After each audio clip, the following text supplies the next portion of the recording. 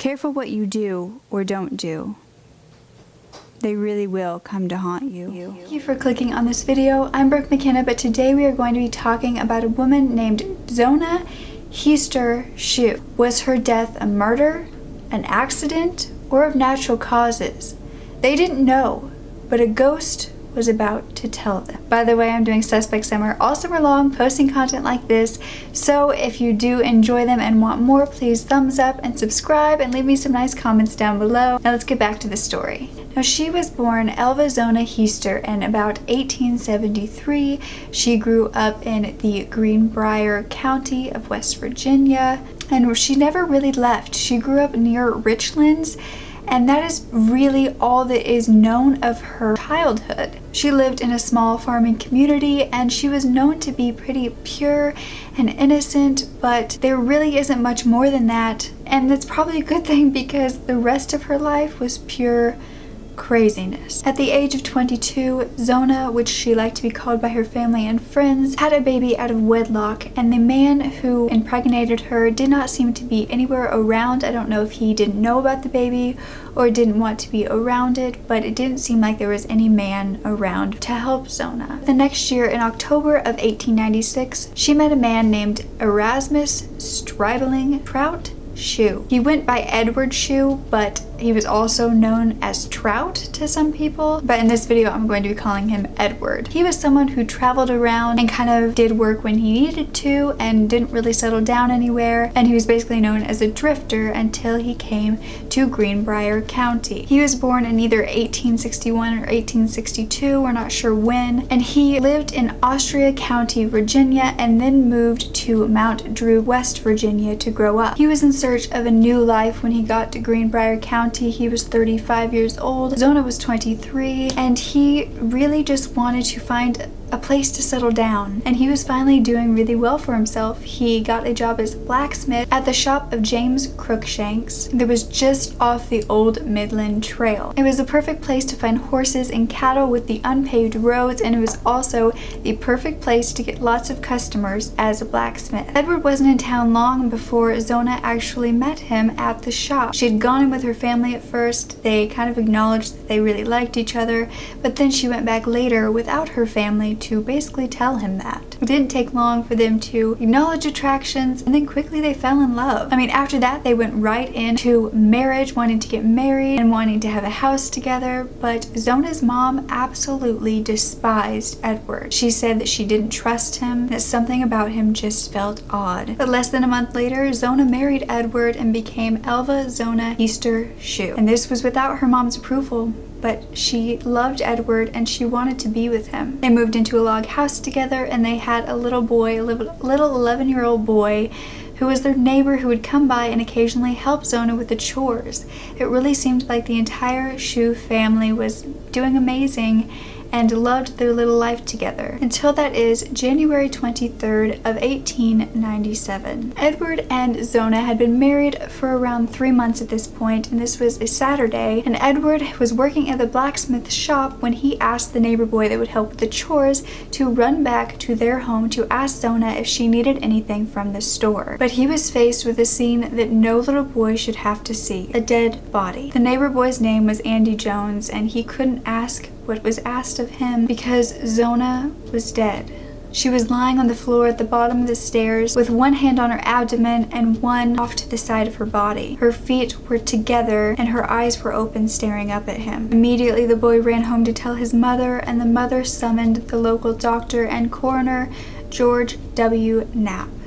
It took him about an hour to get there, and when he did, the body was gone. By that time, Edward Shue had already gotten home, carried his wife's body up to the bedroom and into the bed, and dressed her and then laid her out, which was weird because at the time the ladies of the town would normally wash and dress the woman in preparation for burial, but Edward had already done this. He put his wife in a high-necked, stiff collared shirt and put a veil over her face. The doctor finally got there, and when he tried to examine Zona, Edward kind of stayed right next to her side, wouldn't let the coroner do much, was cradling her head and sobbing. Dr. Knapp didn't see much except for a little bruising on her neck, and when he leaned in to look closer, Edward kind of exploded in a fit of sobs, and so the doctor kind of just left it there and decided to leave him to his grieving, and the examination ended. Because of the amount of grief shown by Edward and really no sign of foul play, they determined her death to be an everlasting faint or a heart attack. But then later it was changed to childbirth, which nobody knows if Zona was pregnant or not, so they didn't know why it would be changed to that. But the same doctor had actually been treating her for female trouble for the past 2 weeks prior to her death, so that's thought to be why it was changed to that. First words her mother Mary Jane spoke when she heard that her daughter was dead was, "The devil has killed her." 2 men who were actually friends of Zona's had volunteered to go out to Meadow Bluff and inform the family. It took a while since they lived about 15 miles out,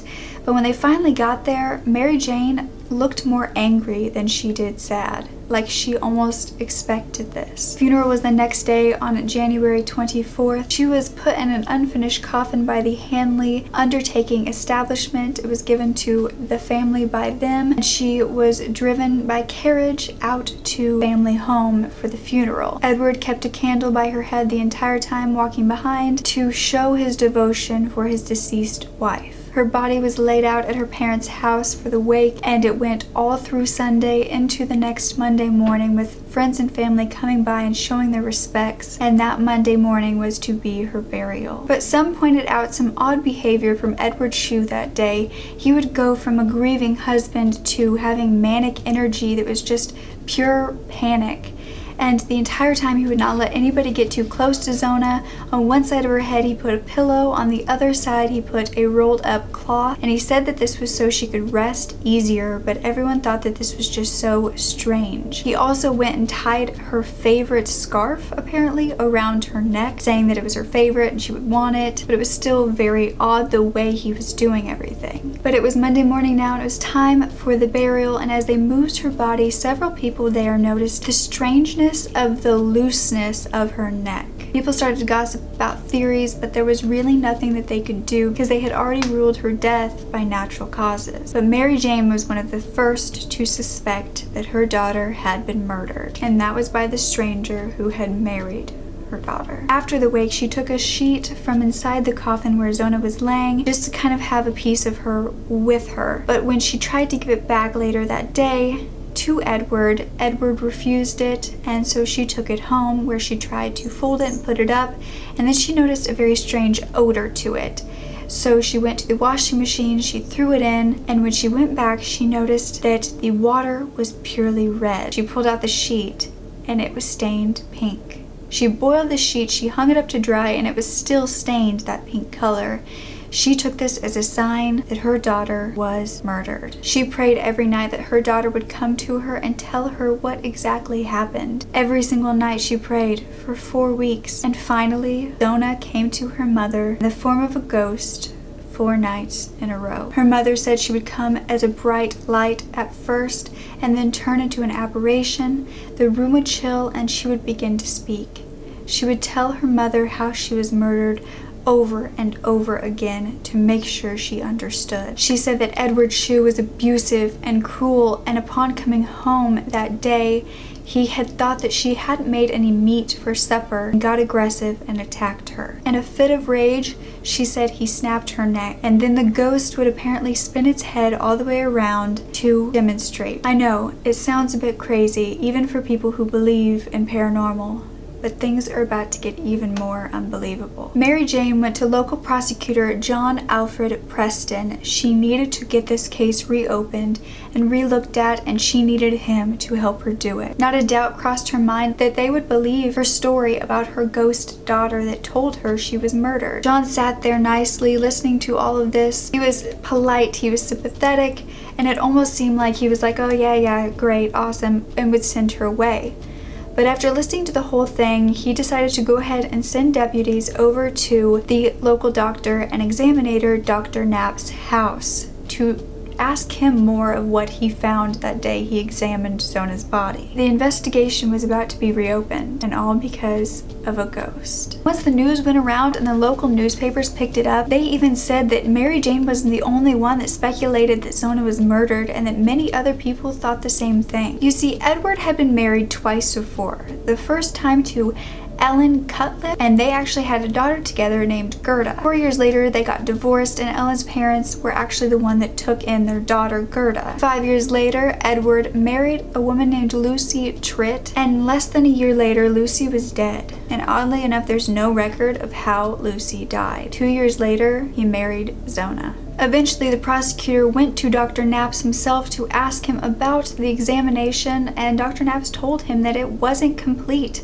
because of Edward's grief. He just kind of left it alone and didn't finish it. They both decided that a new autopsy needed to be done right away. The autopsy was done in Nichols' schoolhouse right next to the cemetery where school had been called off that day. It was February 22nd, 1897, and they were about to find out what exactly happened to Zona. Her husband Edward complained profusely about them digging up her body, but it was ultimately said he would either be there or be forced to be there. After they told him that, he randomly said, "I know I'll be arrested, but they won't know how to prove it." The autopsy was 3 hours long in a one-room schoolhouse and was lit by kerosene lamps. They had a jury of 5 men to watch over this whole thing, and Zona's body was perfectly preserved because of the cold weather in the area. They examined vital organs first, as they always do, and then they went to make an incision in the back of her neck to take out her brain. But upon going to the neck, they did not need to go any farther. They turned to Edward and said, "We have found your wife's neck to be broken." Edward dropped his head and said, "They cannot prove I did it." Apparently, a broken neck is one of the hardest injuries to detect, and due to the fact that